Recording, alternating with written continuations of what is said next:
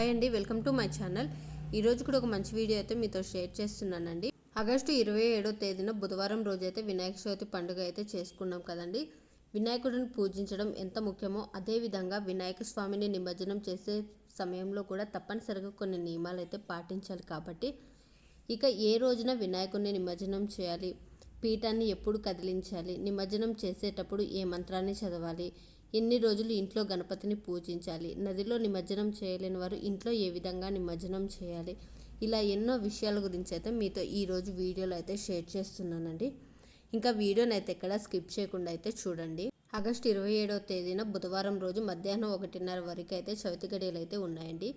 కాబట్టి ప్రతి ఒక్కరు కూడా మధ్యాహ్నంలోకే వినాయకుడిని పూజ అయితే కార్యక్రమాలన్నీ ముగించుకోవాలి. అయితే వినాయక చవితి రోజు పొరపాటున కూడా చంద్రుడిని అయితే చూడకూడదు. అలా చూస్తే నీలాప నిందలు పడతారని అయితే మనకి నమ్మకం కదండి. ఇక అదేవిధంగా ఆగస్టు 27న వినాయక చవితి రోజు గణపతి విగ్రహాన్ని ప్రతిష్ఠించి 10 రోజులు అయితే పూజిస్తారు. మరికొందరు ఇంట్లో గణపతిని ప్రతిష్ఠించుకొని 3 రోజులు, 5 రోజులు, 9 రోజులు, 11 రోజులు లేదంటే 21 రోజులు ఉంచైతే గణపతికి అయితే నిమజ్జనం చేస్తారు కదా. అయితే ఈ నెల సెప్టెంబర్ 7వ తేదీన చంద్రగ్రహణం వచ్చింది కాబట్టి ఈ 11 రోజులు కాకుండా 9 రోజులకే గణపతిని అయితే నిమజ్జనం అయితే చేయాల్సి ఉంటుందండి. ఇక గణపతిని నిమజ్జనం చేయాలంటే చాలా నిష్టగా అయితే ఉండాలి. ఎలా పడితే అలా అయితే గణపతిని అయితే నిమజ్జనం అయితే చేయకూడదు. ఇంట్లో ప్రతిష్ఠించిన వినాయక స్వామి విగ్రహానికైతే కనీసం 3 రోజులైనా పూజ చేయాలి. అయితే 3వ రోజు శుక్రవారం వచ్చింది కాబట్టి శుక్రవారం రోజునైతే గణపతిని నిమజ్జనం చేయకూడదండి. కాబట్టి ఆగస్టు 25వ తేదీన గురువారం రోజు నిమజ్జనం అయితే చేసుకోవచ్చు. లేదు అంటే 5వ రోజు ఆగస్టు 31వ తేదీన ఆదివారం రోజు అయితే నిమజ్జనం అయితే చేసుకోవచ్చండి.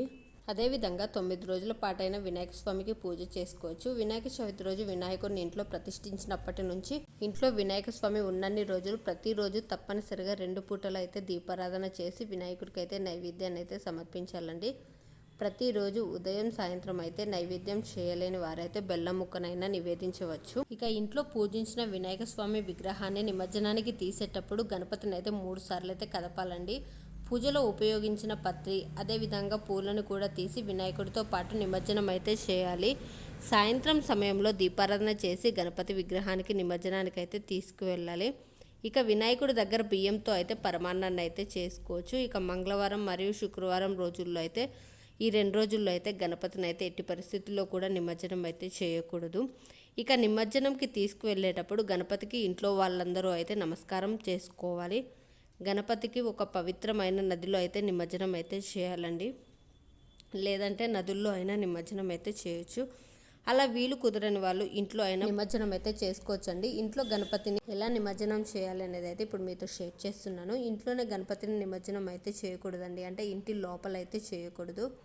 ఇంటి దగ్గర బయట కానీ లేదంటే మేడపైన కానీ ఇక వినాయక స్వామిని అయితే నిమజ్జనం చేయాలి. కాబట్టి మీరు ఎక్కడైనా నిమజ్జనం చేయాలనుకుంటున్నారో ఆ ప్రదేశం అంతా క్లీన్ చేసి ముగ్గు అయితే వేయాలండి. ఆ ముగ్గుపై పసుపు కుంకుమ వేసి ఇక ఒక బకెట్ కానీ టబ్బుని కానీ నిండుగా వాటర్ అయితే తీసుకొని ఇక ఆ బకెట్ని అయితే ముగ్గుపై అయితే పెట్టుకోవాలి.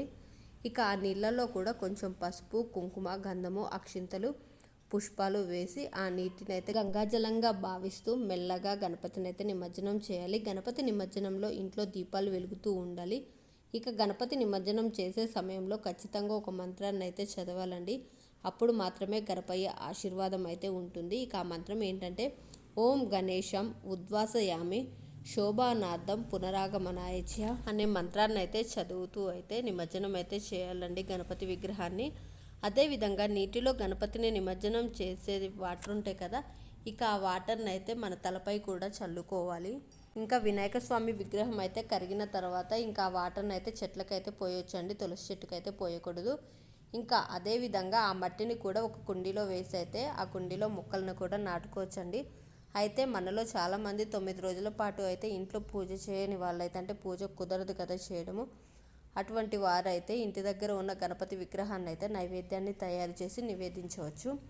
ఇక గణపతికి అత్యంత ఇష్టమైన నైవేద్యాలలో ఉండ్రాలు ఒకటి కాబట్టి గణపతికి నైవేద్యంగా ఉండ్రాలను అయితే సమర్పించాలండి. ఈ విధంగా మీ స్తోమతని బట్టి అయితే మీ దగ్గరలో ఉన్న వినాయక స్వామి వారికి ఈ 9 రోజుల పాటు కూడా ఏదో ఒక నైవేద్యాన్ని సమర్పించి ఆ వినాయక స్వామి వారి ఆశీర్వాదాన్ని అయితే మనం సులభంగా అయితే పొందొచ్చు. చూసారు కదండి, వినాయక స్వామి నిమజ్జనం ఎప్పుడు చేయాలి, ఎలా చేయాలి, నిమజ్జనం చేసేటప్పుడు పాటించాల్సిన నియమాల గురించి ఈ వీడియో మీకు నచ్చిందనేసి అనుకుంటున్నాను. ఈ వీడియో మీకు నచ్చినట్లయితే లైక్ చేయండి. మరిన్ని వీడియోస్ కోసం మన ఛానల్ సబ్స్క్రైబ్ చేసుకోండి. Thanks for watching.